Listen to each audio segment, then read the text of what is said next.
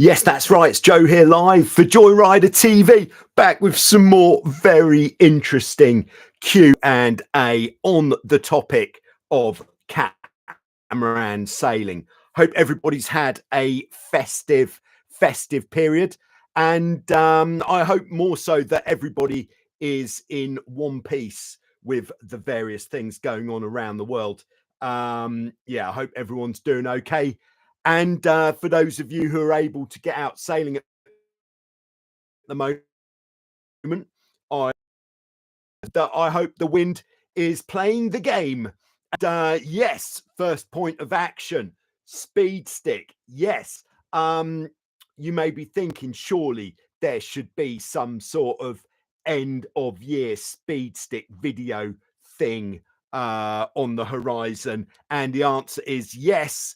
It'll be out on Sunday at the usual time. So if you are into a bit of that, check it out at the usual time, and then you'll be able to see it.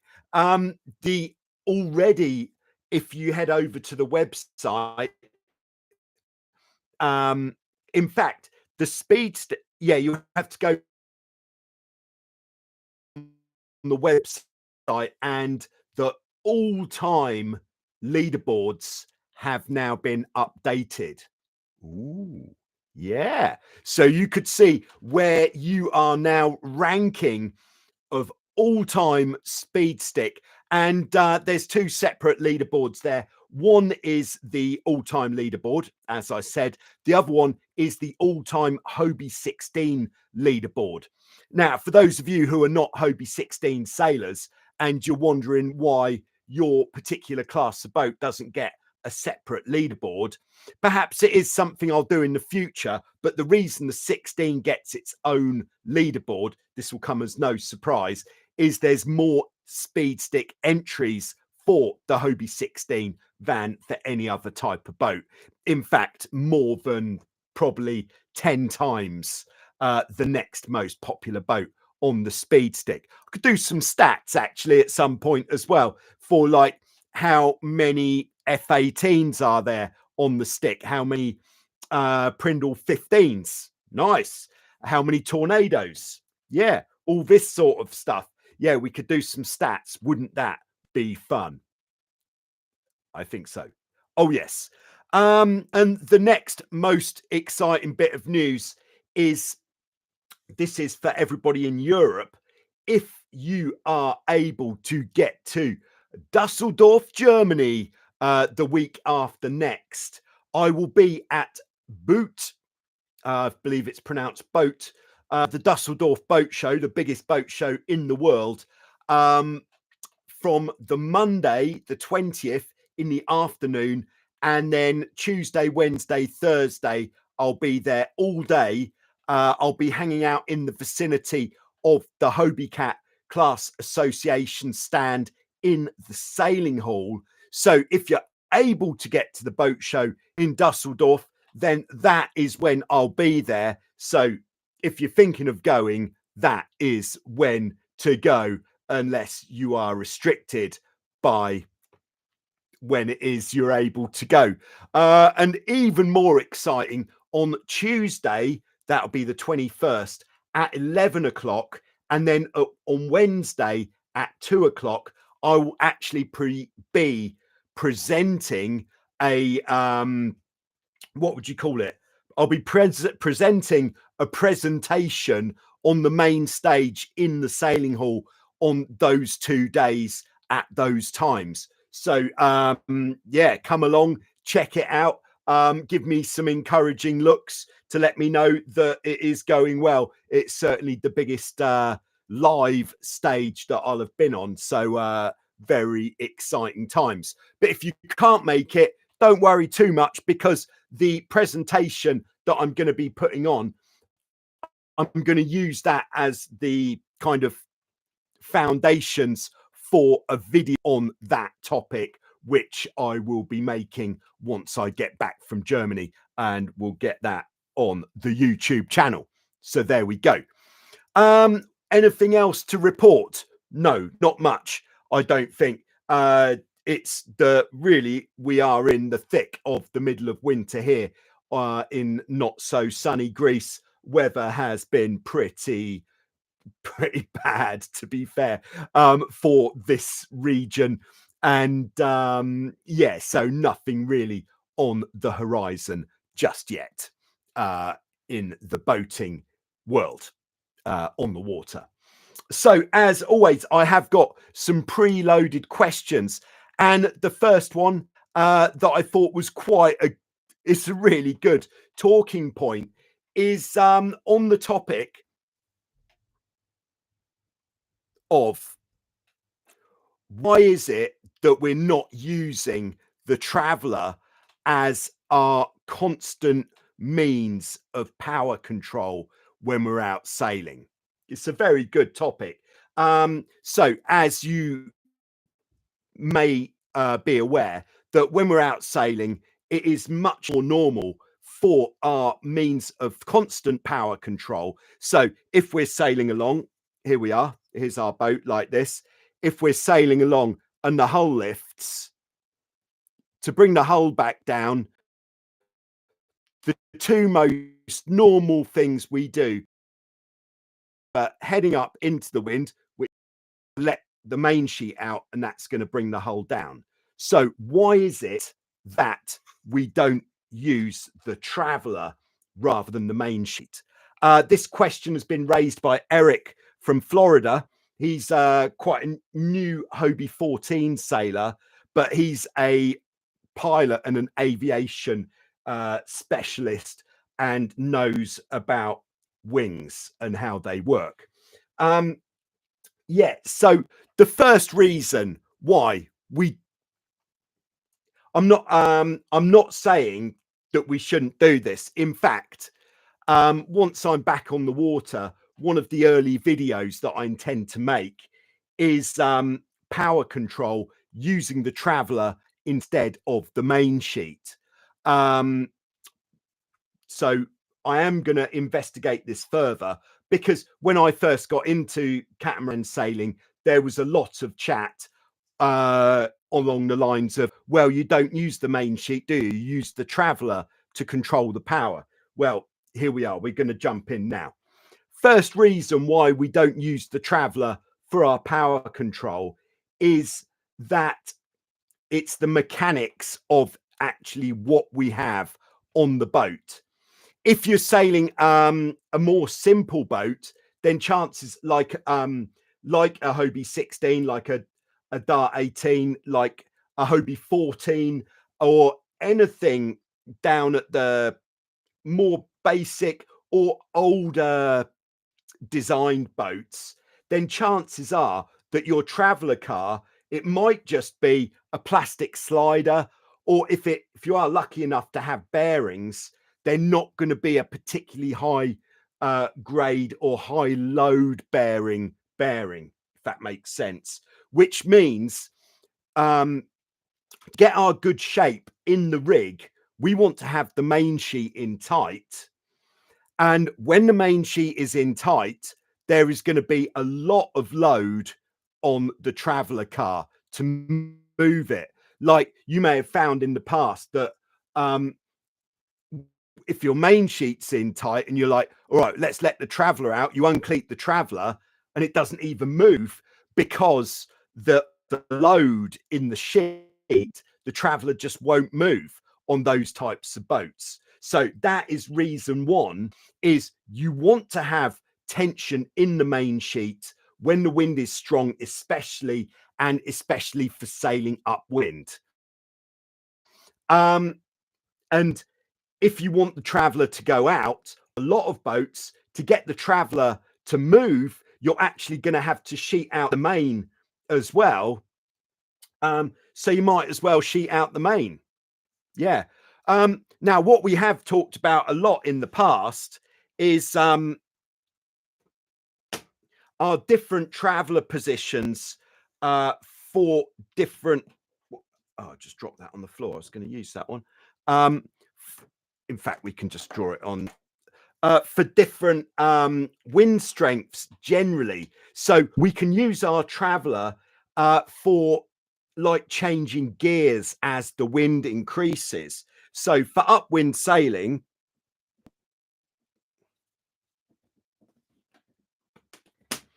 I'm hoping that someone's going to spot that I've got a shiny new whiteboard. Yeah, it's nice. Just arrived today, actually. So for upwind, in light winds, generally speaking, we'll have the traveller in the middle.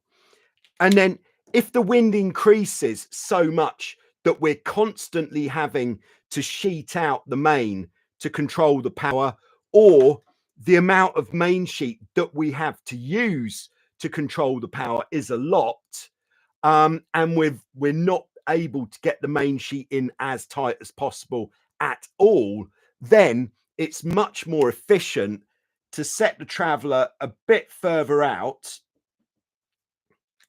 and then work the main sheet from that position. So by having the traveller further out, it means that we're then able to sail with the main sheet tighter, rather than if we kept it in the middle, we wouldn't be able to get the main sheet in enough anyway. And then as the wind gets even stronger, we can then let the traveller out a bit more, and so on down the track as the wind is getting stronger. So that is the way that we do generally use the traveller. Now, on a boat that's more advanced,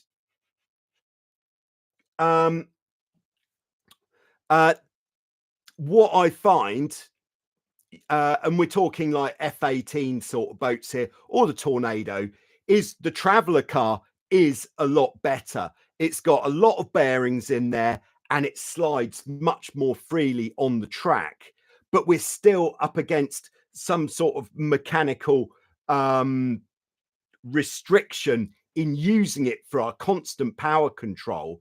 And the issue here is that if we're using the traveller consistently all the time, now this might seem a little bit, hold on, that doesn't sound very good, but it's the truth. The ball bearings in these traveller cars, they wear down a lot more quickly than you'd expect. And they're reasonably expensive. So in the context of the sailing school that we have here, Wild Wind Sailing Holidays, best place to learn sailing in the world, I would have to say. So at Wild Wind Sailing Holidays, we're not using the traveller for this constant power control. We're using it as gears, like I've explained here. And even having said that, it's necessary to replace the bearings in the traveller once or maybe even twice every season. And a set of traveller balls retail price is about €60, which you may think, well, yeah, but it's €60 you could be spending somewhere else. And the thing is, at the sailing school, where we've got a lot of boats, like around 30 catamarans, then this soon adds up when you're doing that for all the different boats. So it's not the expense that is stopping us from encouraging people to use them, but it is a what would you call it, a factor to bear in mind. So that's the mechanical reason that we're not using the traveller for this constant power control. I can see in the live chat, I've got Tom on board who says, oh, on the Nacra 17, the traveller is used for power control upwind.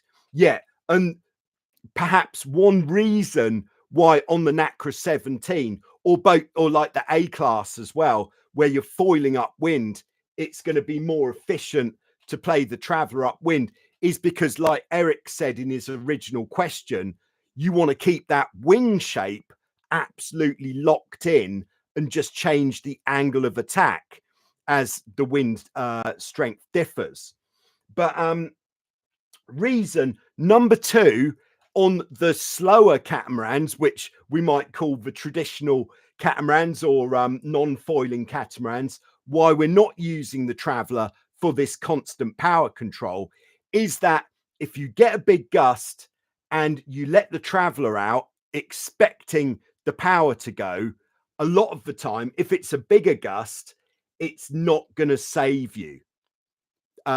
it will take the edge off a little bit, but it's not going to release enough power to actually stop the boat from capsizing if it's a gust that's big enough to capsize you.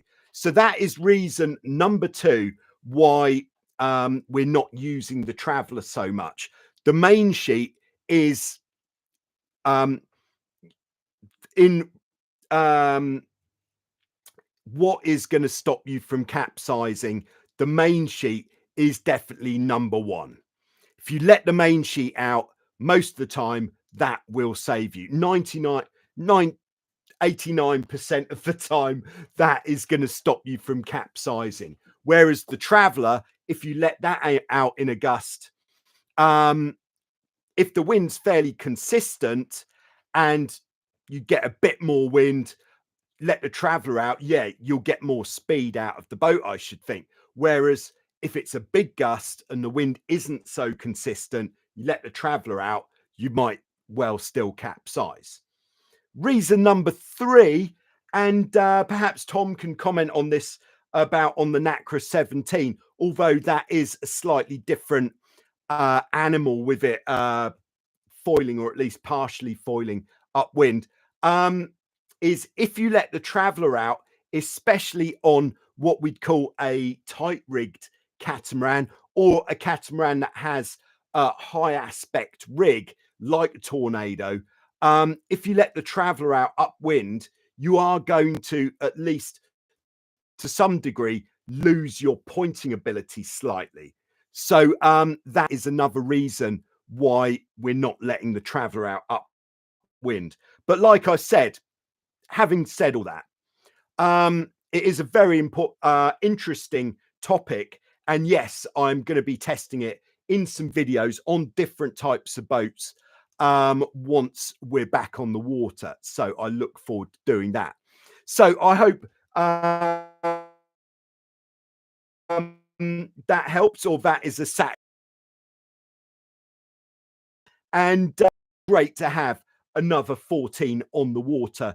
And perhaps at some point we can meet somewhere in the US where we can talk about the technicalities of such things.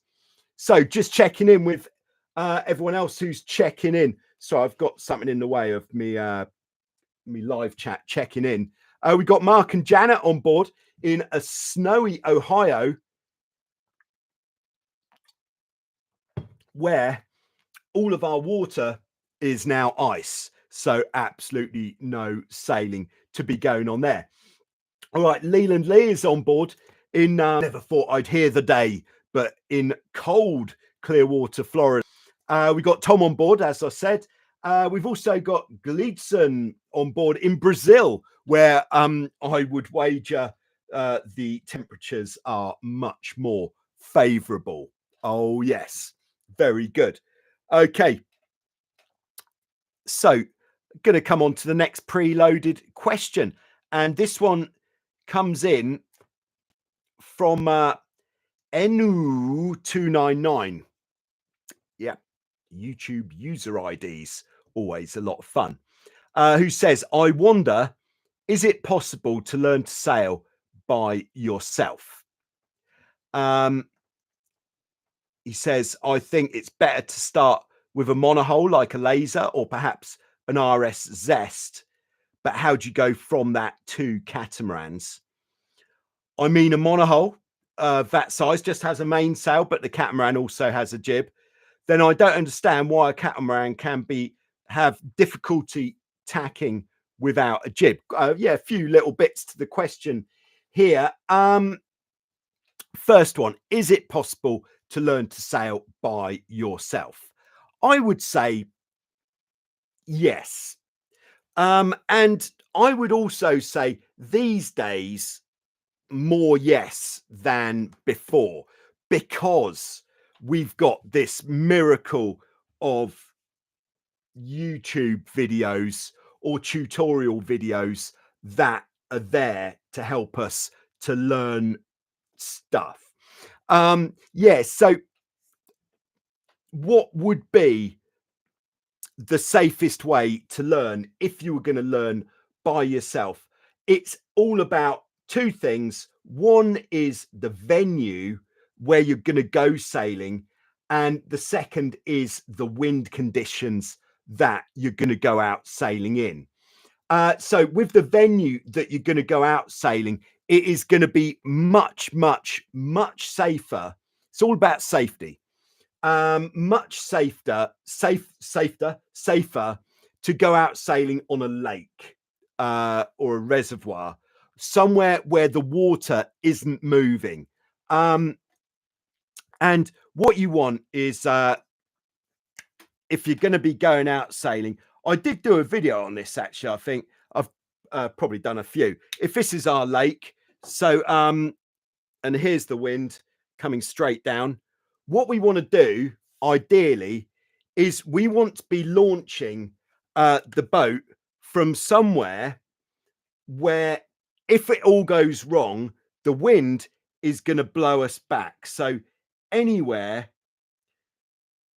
basically from here to here, all of this area would be obviously taking into account what you've got on the land. There might be bits where there's trees or buildings or just inaccessible.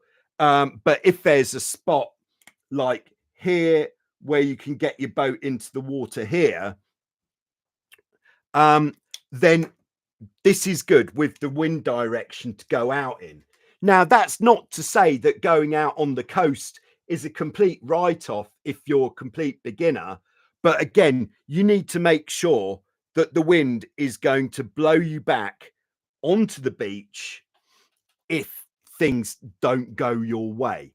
Yeah, and you want to, before you go out sailing, you also want to do some sort of risk assessment, regardless of the experience that you have, of what if something happens. So what if we get over here and we just can't get the boat to go? What is going to happen?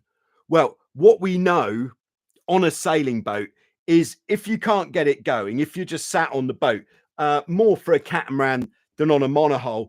If you're sailing a monohull, more likely is you might be sat on a capsized boat. But the thing is, capsized boat or upright catamaran, what is going to happen over time is you're going to go downwind, which means you're going to end up on the land. And so what you want to make sure is if you're launching from here, then you haven't got just here like a nuclear power station or something where if you ended up getting blown in there, it would be really bad. So that's an extreme example. Or if it's like an industrial area, a port, somewhere, a busy shipping lane, anything like that. Or the other thing is, if you are sailing not on a lake, then we need to know how much the water is moving, how much current we've got, because that might be an extra danger. Or if we're sailing in the sea, we might also have waves coming in, going to make it really unideal for going out. As to have the safest place possible, the ideal would be you're launching from here and all the way down here, you've got a bit of beach where you're able to land if things don't go your way. And then once you've got the boat here, you can then tow it by hand back to where you launched from and get the boat back onto the trailer or whatever way that you launched from. Second thing that you want to take into account if you are learning to sail by yourself is the wind. We want to make sure that the wind is pretty light. So I would say the sweet spot is between 5 and 8 knots. Now, you're not always going to be able to get that amount of wind. And if you're really unsure about wind strength, then what you can use is something like this. This is called an anemometer, and it tells the strength of the wind. Yeah, I've got battery. Didn't think. Yeah, so that tells the strength of the wind. So you just hold it into the wind. The little turbine inside goes round, tells you how much wind there is. Between 5 and 8 knots would be the sweet spot for your first time going out. There we go. And it wants to be quite steady. And again, the direction, very important. Then other safety factors before you go out, make sure somebody knows that you're going. If at all possible, have some people with you on the land who are there to help. Because one of the main difficulties, if you're going out sailing by yourself and you haven't done it before, is going to be actually getting the boat into the water and getting onto the boat initially. That is going to be one of the things that you'll find most difficult. So if you've got somebody with you who can help, perhaps there's a few of you who all want to give it a go. You could take it in turns. Maybe 2 people hold the boat while one of you get on, or 2 of you get on the boat even. That is all going to help. But yes, it is possible. Yes, there's loads of resources online now, but nothing is going to be quite as good and safe as having an instructor on the boat with you, or an experienced sailor on the boat with you. To just, it will save you so much time in finding out what works and what doesn't work. Because yes, all the information is online that you need, but recalling that information while it's actually happening, that's more tricky. So having someone on the boat with you who can say, okay, yeah, the jib's flapping, just pull the stick towards you, and there we are, off we go. That is going to help. Yeah, so on to the next part of the question. I think it's best to start with a monohull like a laser or a zest. Yes, and mostly yes. I think you can start off with a monohull or with a catamaran. There's no hard and fast rules for how you should start. What I would say is it depends. If you've got the choice, it depends on where you want to take your sailing in the future. So if you want to be able to jump on monohulls and catamarans, much better to start on a monohull, because it's easier to transfer your skills from a monohull to a catamaran than it is the other way round. And the reason for this is the stability.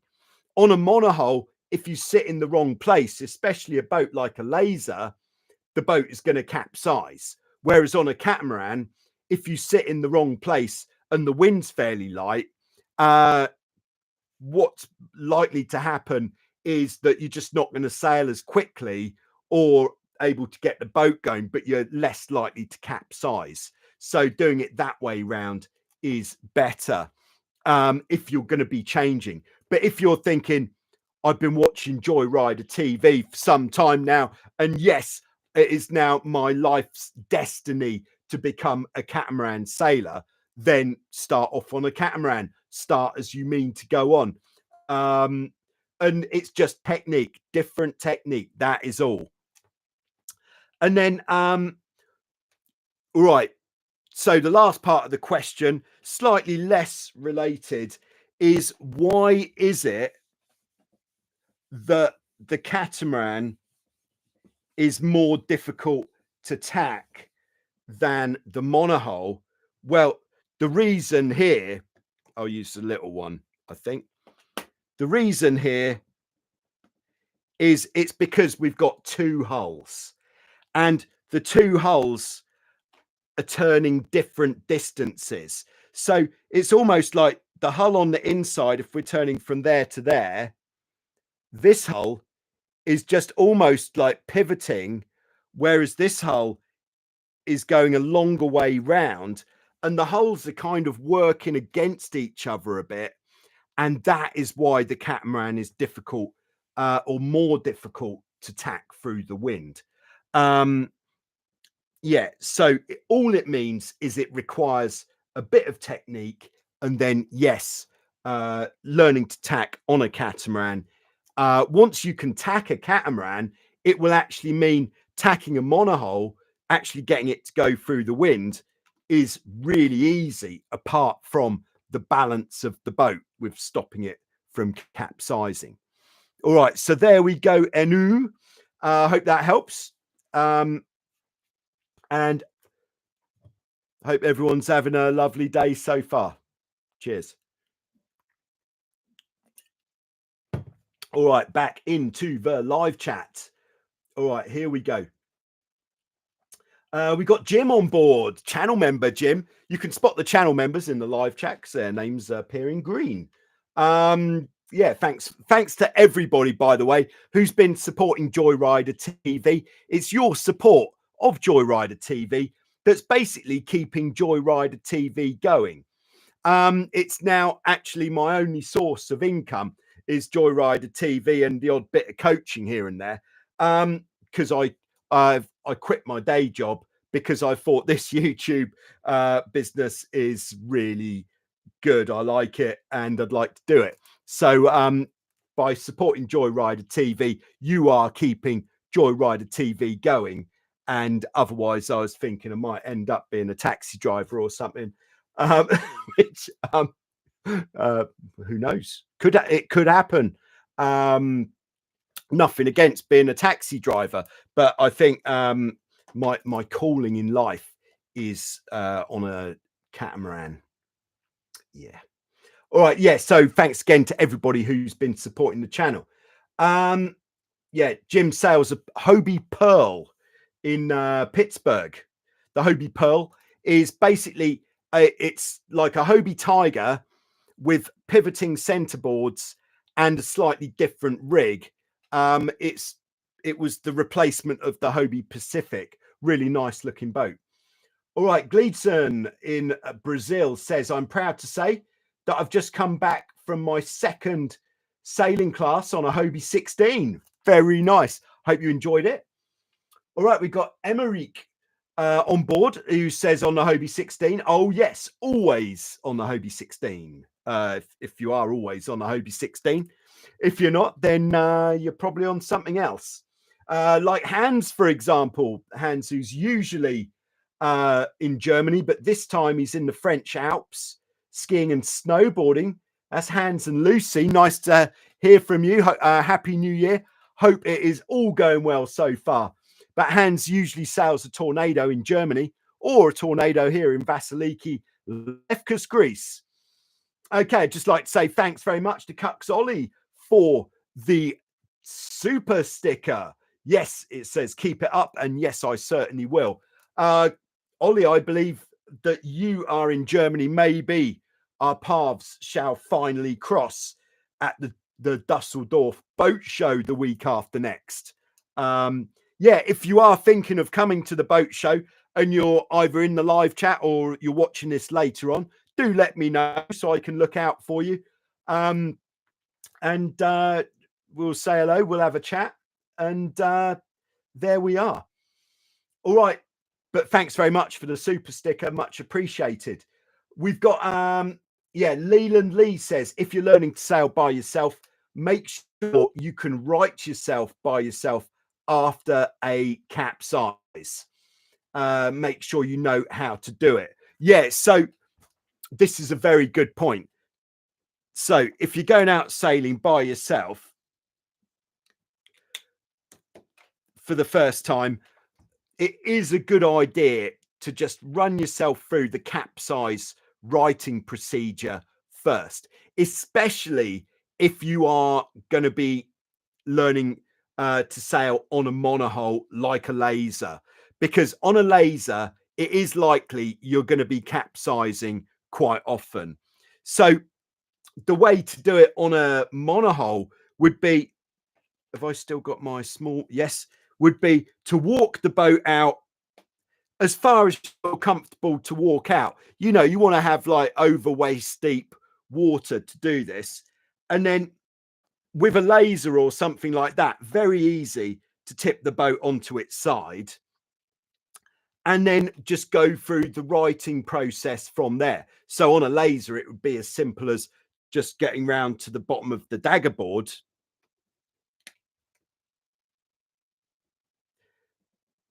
putting a bit of weight on the dagger board, and then just seeing how easy it is to pull the boat back upright.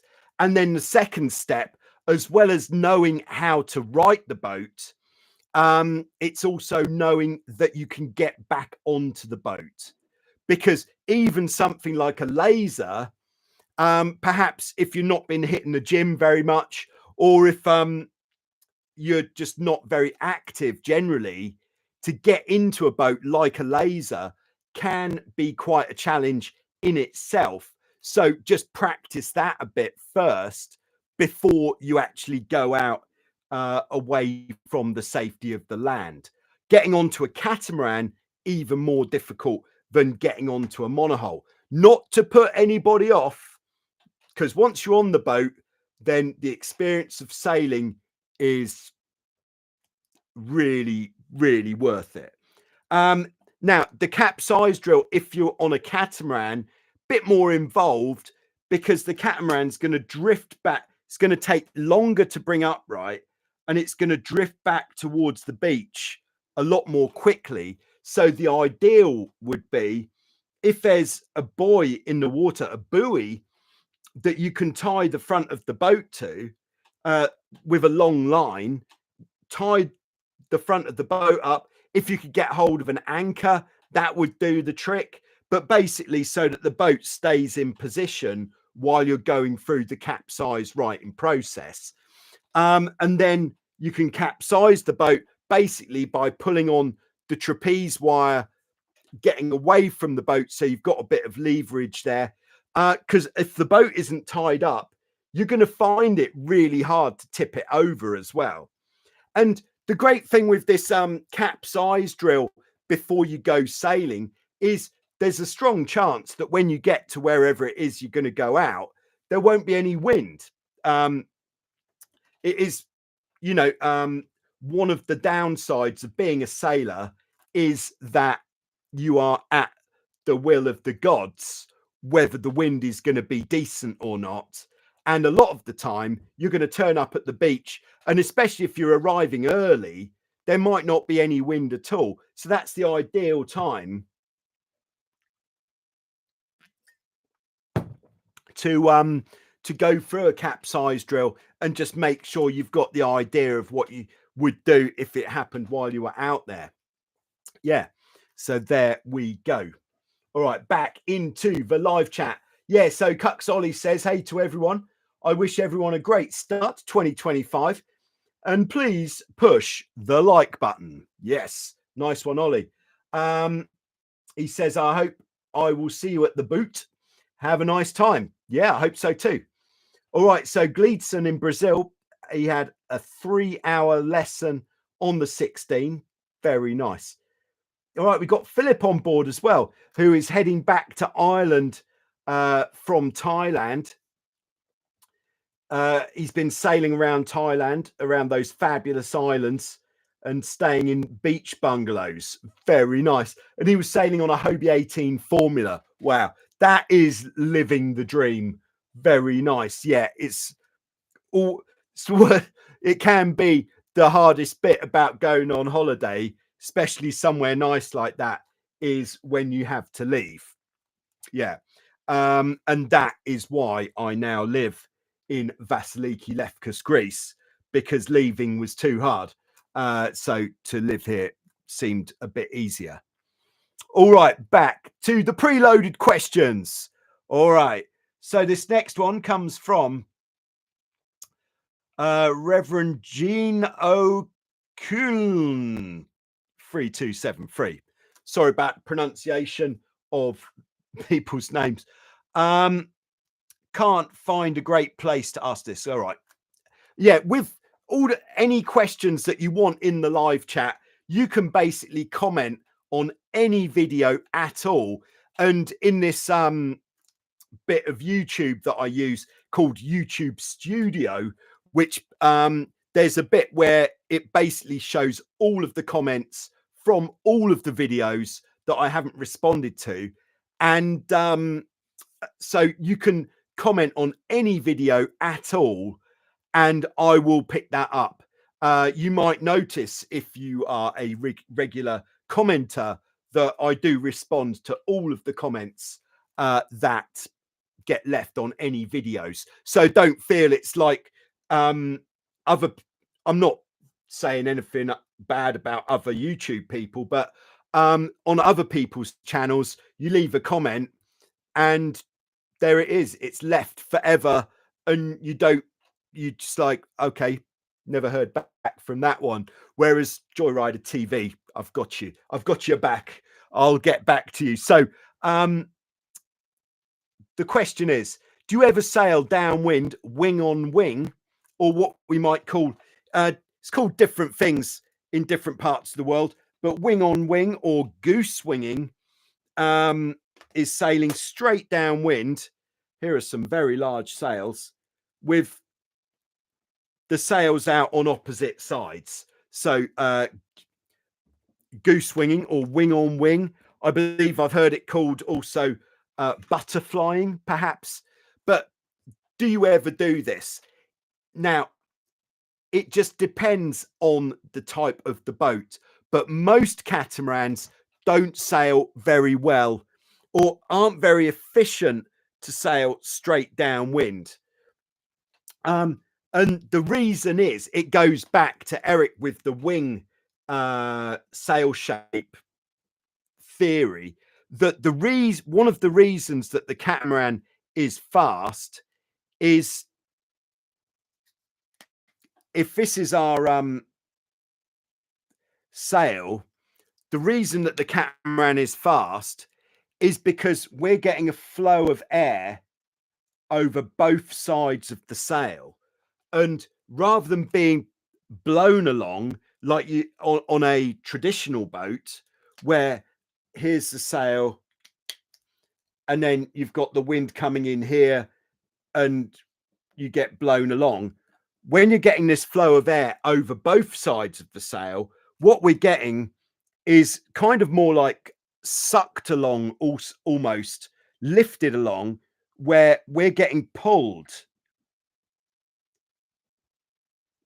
And for that reason, there is a certain angle we get to when we're sailing downwind, where we go from having this flow of air over both sides of the sail to flow of air, well, no flow of air, just this, what we call a turbulent flow on the inside of the sail. And that is the angle that we get to, is the apparent wind on 90 degrees. Yes, I know we've talked about this before, but it is important because that is as far downwind as we can go on a catamaran whilst still getting an even flow of wind over both sides of the sail. And then, of course, to get downwind, we have to do a series of jibes. So that is why on the majority of catamarans, we sail a series of angles downwind.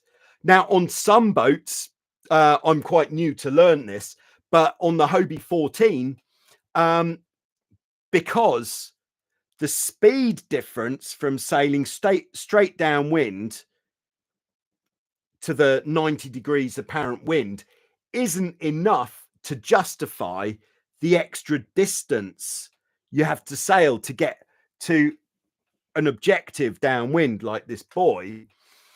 So on a Hobie 14, we're just sailing straight downwind.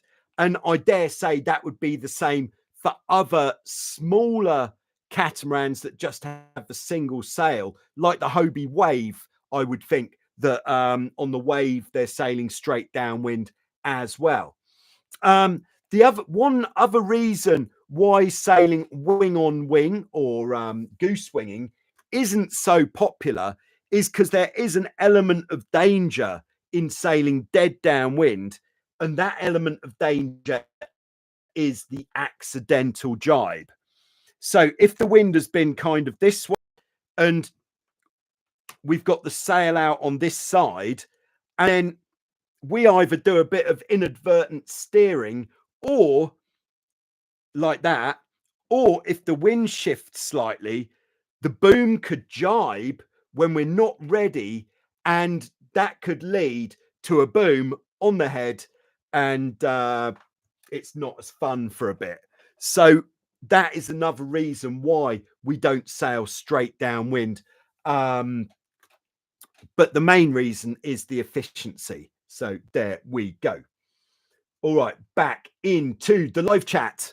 I hope that was a suitable answer. Oh, sorry, there was the second part of the question. Does sailing straight downwind make it more prone to sticking the nose in? No. I don't. No, it doesn't make it more prone to sticking the nose in. But like this point I was saying with the accidental jibe, if it was windy enough that you could stick the nose in, the risk of the accidental jibe would be the bigger danger on the table. Because if that boom comes across, and you see it coming towards you, you're going to see it coming straight towards your eyes. And that's going to be pretty frightening. And then if you did jibe accidentally, you'd then capsize pretty much over on top of you. So it'd be a pretty poor state of affairs. So that would be the bigger danger rather than sticking the nose in, I would say. All right. So back in the live chat, Jim says, where should I place the telltales on the Pearl? This is a fine question. All right, let's have a look.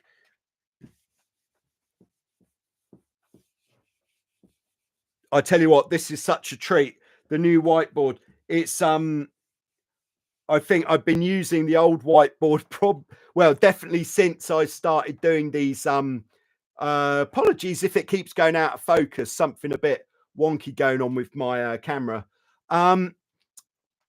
Yeah, I've been using the other whiteboard since I started doing the Q&As probably about 5 years ago. And it's looking a little battered, as I'm sure you'll have noticed. So what was the question? Where should I put the telltales? All right. So if I was sailing a Hobie Pearl, here's our mast. Then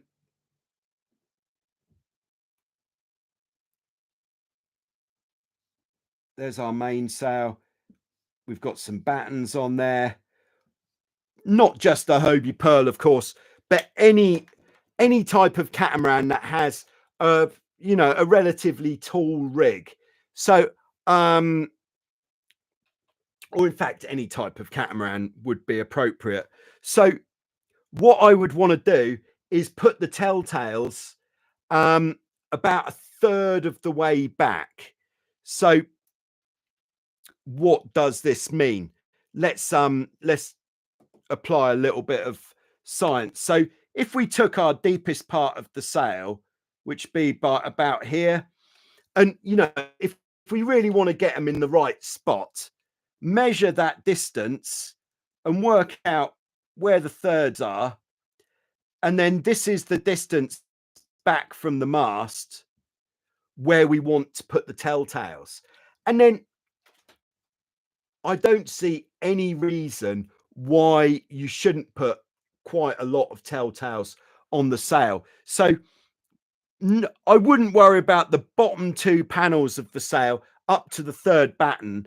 And then after the third batten, in line with this distance back from the mast. So we're going the same distance all the way up. Because otherwise, when we get to the top of the sail, it's going to be too close to the mast and we'll get a bit of turbulence from the airflow by the mast.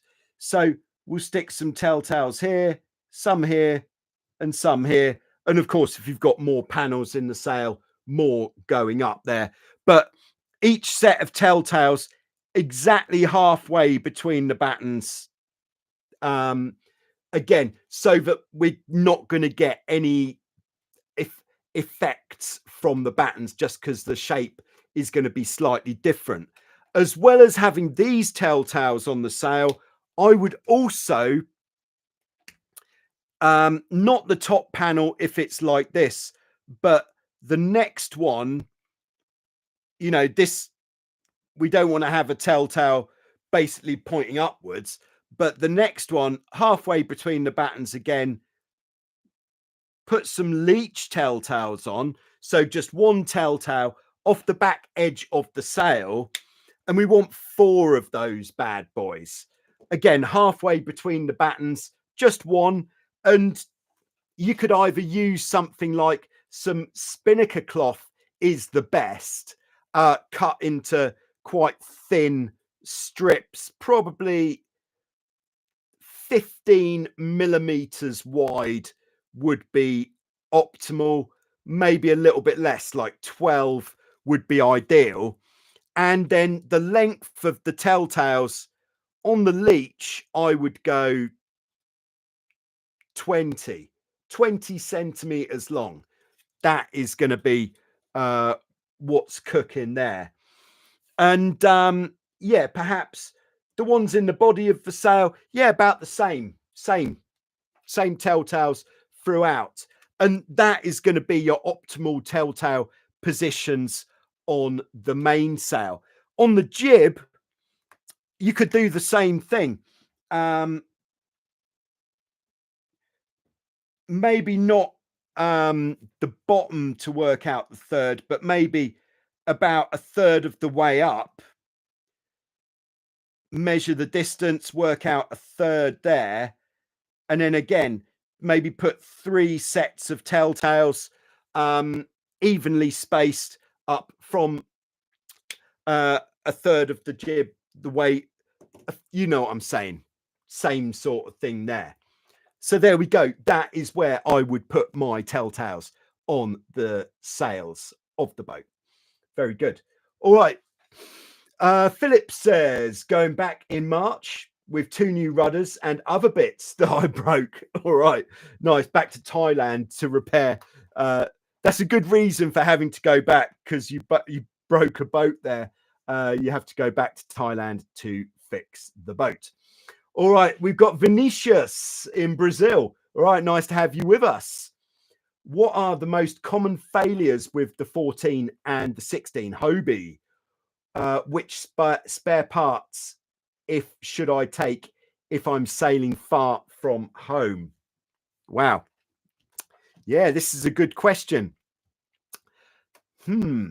Yeah, regardless of the type of boat, I would always pack some spare shackles and clevis pins, you know, the pins that connect the rigging to the chain plates, those things.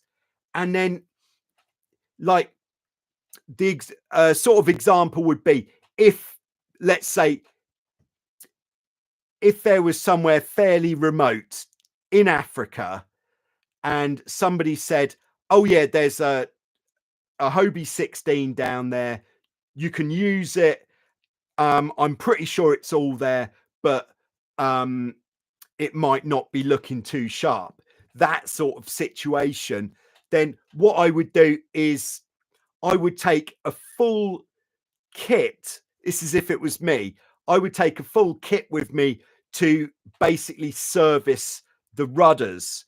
So to service the rudders, we are going to need some cams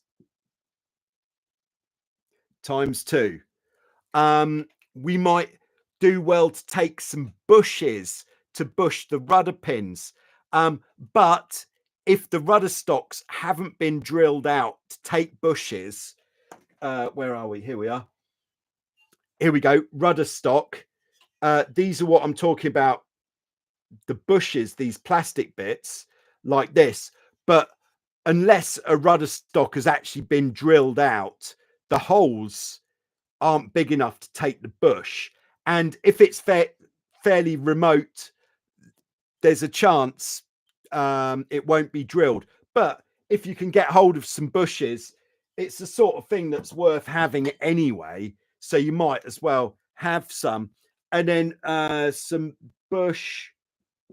How many bushes? 4 for each side. So let's take 8 bushes with us. What else? Rudder pins. Rudder pins are the pins that attach the rudder stock to the back of the boat. Yes, we'll take a pair of those.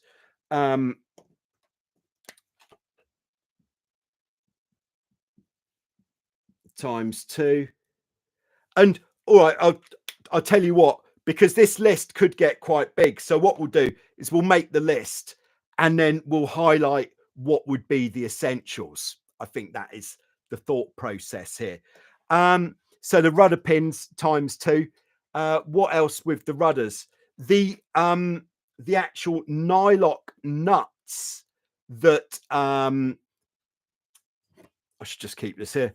The bolt that goes through here, and the same for the top, the upper casting, the nuts that go on here, they've got the nylock. That's the kind of plastic bit that stops them from just working loose. I would take some of those.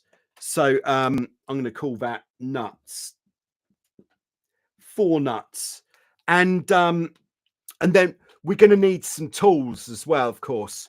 And we're only on the rudders so far. So tools are going to be definitely some pliers, 2 times 13 mil spanners. What else are we going to need? We're definitely going to need a knife, but maybe you've got a sailing knife anyway. We need a big screwdriver so that we can adjust the screw that sits in here. So screwdriver. Oh, that should have gone up there. Sorry. But that's just the rudders. But to be honest, depends on what sort of sailing you're looking at. If you don't want to have to take that much stuff, everything with the rudders can be temporarily fixed. I used to do this when I used to sail a Dart 18. They can all be temporarily fixed by getting some like 6 mil elastic. And if the rudders aren't sitting down very nicely, you can just tie elastic through here round the back of the rudder blade so it really pins it in, and that will hold the rudders in position. So if you're not in a position where you can service them to make them nice and they're coming back so much that the sailing isn't fun, bit of elastic, pull it in, and that's going to make a big difference. So we'll leave the rudders there. Not much you can do with the sails. You could take some Telltales with you, like we've just talked about. So what I would do is take some videotape on a reel, or just take a couple of meters of videotape and then take some, either the best is sail repair tape, but you could take some gaffer tape or duct tape to stick your Telltales on. That would do it. This videotape can also be used as your wind indicators down here on the bridle wires. Very nice. And then I see you've asked, is falling mast common on the Hobie Cat? If the rigging is old, then yes. So ideally, what you could take with you rigging wise is, this is going to be a bit of a list, but 1 main halyard. Main halyard. Sorry, that wasn't what I was actually intending. But the main halyard, when the boat gets a bit older, the main halyard snapping, it's not going to bring the mast down, but it's certainly going to mean the sail falls down, which is going to ruin your day. It's going to ruin your sailing. So a main halyard, the wire part, then 2 times shrouds. The forestay, it's worth having a forestay, even though the jib, the front of the jib, is holding up most of the mast, and then 2 times bridle wires. And then what you also are going to want to take, definitely, in fact, if it's a boat that's been sat on the beach, perhaps not very well loved, take a mast pivot bearing. It's the little plastic bit that goes underneath the base of the mast, because otherwise it's just grinding metal down there, which could be a little bit, it's not very nice for the boat. So that is, I think that is about it. Oh, and then the pins and rings and shackles. Yeah, I think that would probably be, that would be what I'd call the minimum amount of stuff to take along. Also in your tools, if you're gonna service the rudders, I would actually refer to the rudder servicing video and see all of the parts that are required and how far you want to take it. You could take some plastic discs or shims to go into this gap as well, which are going to help to take movement out of the rudder system. Oh, one other thing to take is, yeah, I would definitely do this. New ropes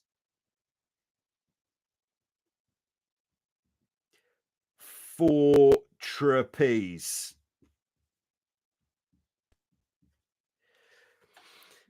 So yeah, basically any of the rope parts in your trapeze, if you're going to be trapezing, that is, of course, in your trapeze setup, you should replace if the boat has been sat for some time on a beach or in a boat park or to the elements. If it's an older boat, replace the ropes on these, and you'll probably find that you need to replace the trapeze elastic as well.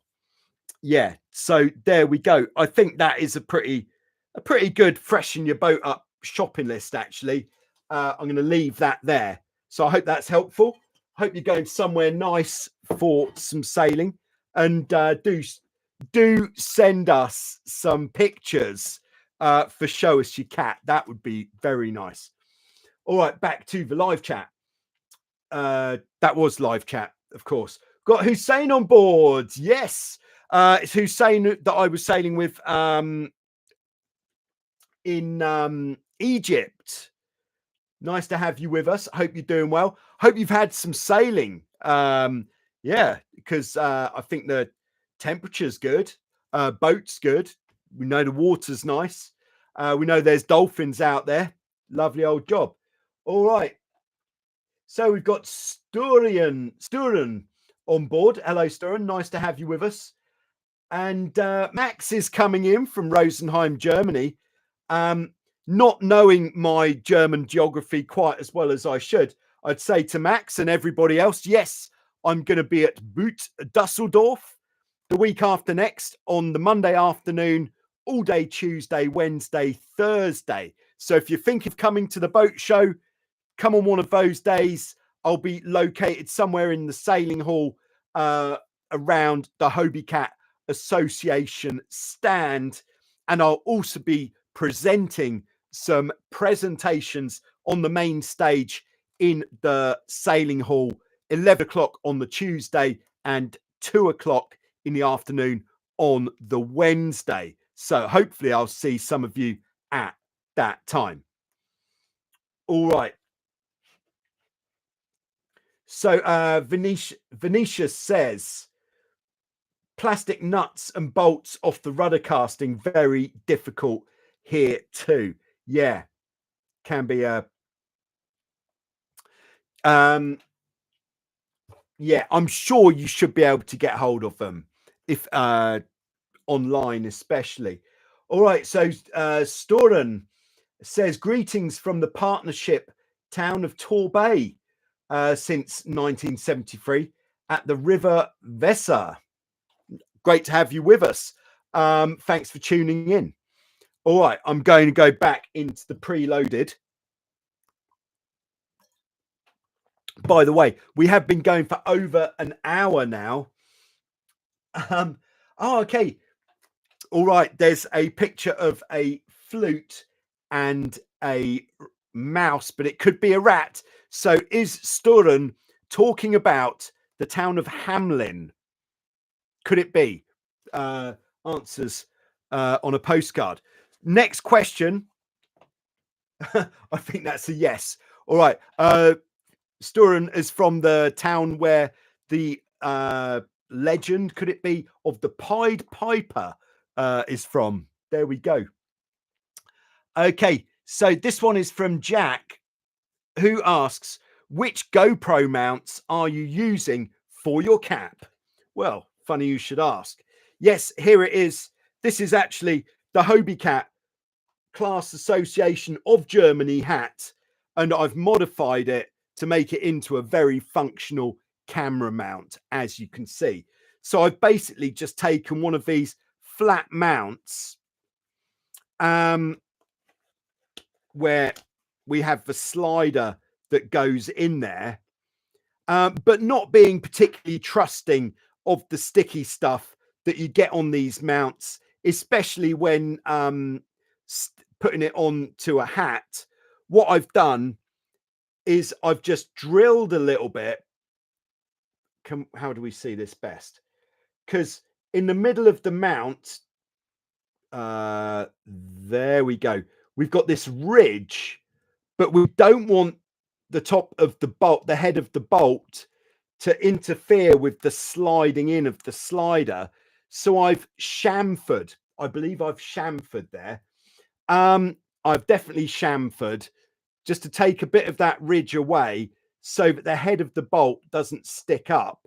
And then inside the cap, weight saving is obviously critical here. So I've used a bit of carbon plate, but I'm sure a normal washer would do, and then just bolted it on there. So then on goes the hat and on goes the camera. Boom, slides in there.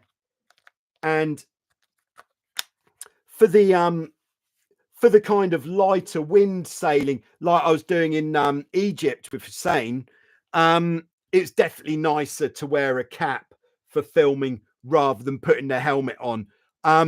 Yeah, as a rule with the helmet, if I wasn't going to be filming, I would only wear a helmet when I feel that there's the chance of a capsize.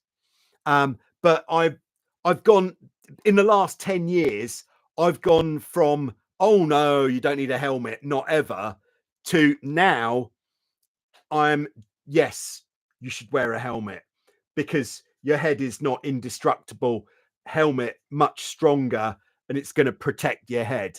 Because I've now seen enough heads coming into contact with the mast of the boat and concussion, possibly one of the least severe effects of it, but it's not very nice and it can last for a long time. So if you think you're going to capsize and you've got a helmet sitting in your trailer, it's not going to do much good in there. It's going to do much more good while sitting on your head. All right, we got Marty on board in Switzerland.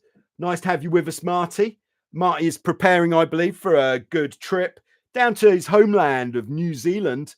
So if anybody is watching, perhaps later on down in the Auckland area, especially, keep an eye out for Marty. He'll look like he knows you. And yeah, let's get Marty out on some boats down in Auckland in a couple of weeks. Very nice time there. What else have we got to add? I think that is all we've got time for today. So thanks to everybody for tuning in. I wish everybody a very happy new year. I hope everybody is able to stay safe out there in the world where there's so much going on at the moment. And I hope that if you are able to get out on the water, the wind is good for you. As I said at the start, the new speed stick for this year. No, the new speed stick isn't out yet. I thought I'd leave it until the end of the month, just so that we've got a few more entries to get it off to a flying start at the end of January. So if you're going out sailing and you get a good speed, send it in to me as ever, and it will just be on hold until the end of January, and then the new speed stick will be launched. But the all-time speed sticks are now available on the totaljoyrider.com website to have a look at. So if you've been on a speed stick at any time, check out the all-time speed sticks to see where you rank there. And while you're there, you can pick up this is called a Tequila Sunset t-shirt. Very nice. I think this is probably in my top 3 designs that, in my opinion, of all time. I do all the designs, by the way, if you didn't know. All right, Enu has just come in with a question. Oh, this is Enu who asked about learning to sail. I have an old Hobie Cat 14 in the yard, but I have no idea of how to use it. Do you advise me to learn by myself or by buying a laser, or for me to sign up to a sailing course? I'm guessing, Enu, that you weren't tuned in when I answered your preloaded question from before. In brief, you don't need to buy a laser to learn how to sail. If you can get on a sailing course or have an experienced sailor on a 14, an experienced sailor who is very lightweight would be ideal to come along with you. That is really going to help. But yes, if there is, it's always better if you've got the chance to have somebody help you, especially in the early stages of your sailing career. It's going to save you so much time, and it is going to make it safer. But if you have a rewatch of this video afterwards, the Q&A, and I think we talked about your preloaded question at about 30 minutes of the way through, that will be there. All right, Gleedson says, thank you for all, Joe. Yes, you're very welcome. Storin says, sadly, got no Hobie yet. Got me a 420. Nice. To start learning to sail. I know how to row and paddle. Got my German boating license.